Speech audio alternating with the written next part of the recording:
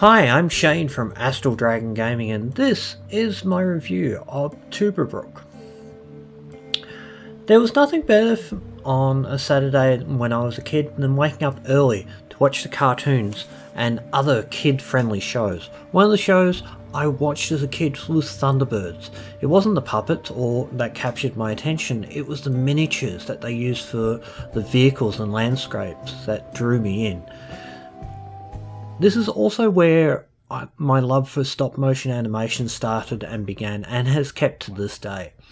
Truberbrook is a game all done in stop motion animation, and it took the developers many years to develop, so since they took the time to make it, I thought I would take the time to review it.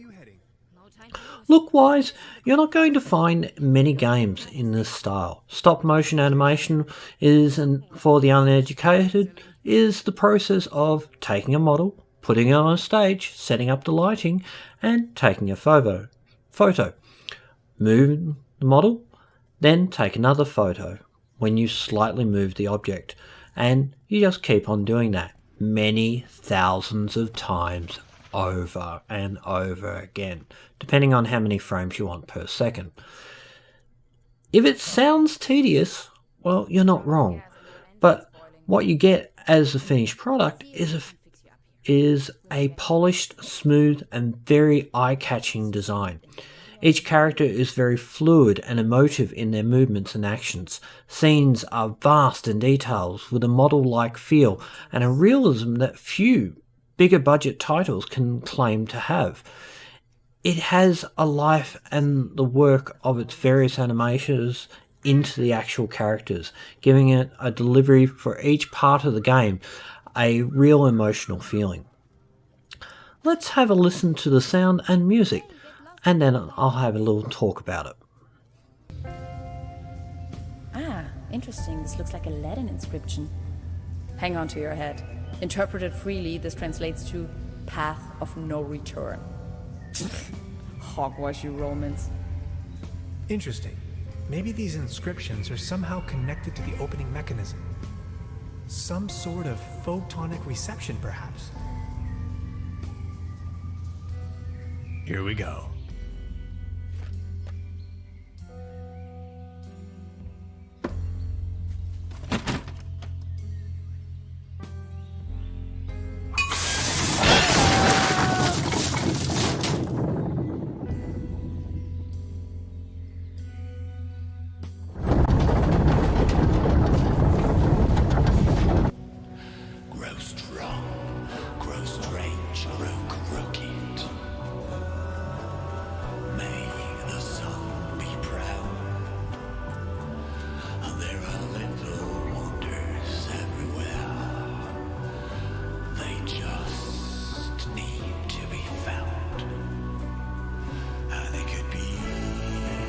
With as much detail as there was in the game, you would find that the sound and music would have to have an on-par sort of thing as well.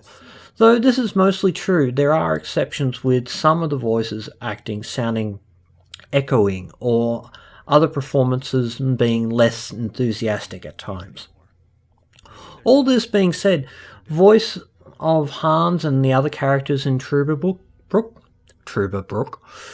is great, with much deadpan humour at times dished out over and over in places. Music is subtle most of the time, never being a standout, but also not being a slouch at filling those times where you just run around and around trying to find the right person to talk to, or an item that will progress the story. Sound effects are great and give an open hill German landscape a real scene, that you are out there, in a real sense that you're out there in the middle of nowhere, with the great feeling of the wilderness, or the middle of nowhere, Bumf, Idaho sort of thing.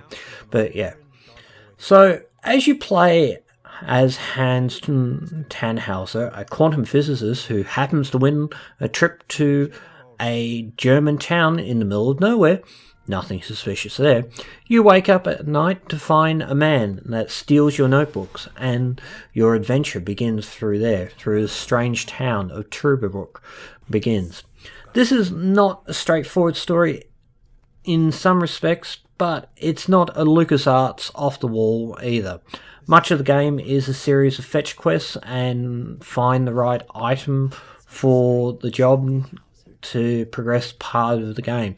The game overall is not too taxing. The downside of this game that is probably going to hit a lot of people is the slowness of delivery at times, or even just the progression structure.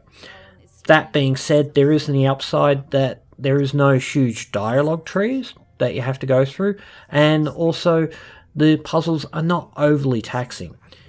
As for people trying to play this game, I would roughly say between the 5 to 7 hour rate.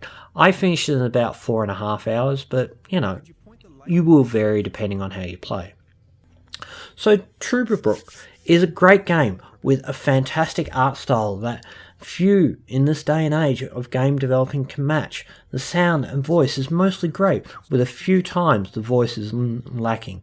The pacing of the game is frustrating at times, but the payoff is great in the end. Now, when we come down to this, it is a very unique game. It's a very niche game. It's a game for the die-hard sort of adventure game fans.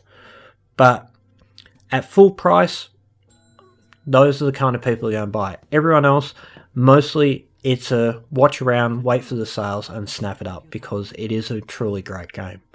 Anyway, I've been Shane from Astral Dragon Gaming, and thank you so much for listening to my review, and I will talk to you another time. Make sure you hit the like button if you liked it.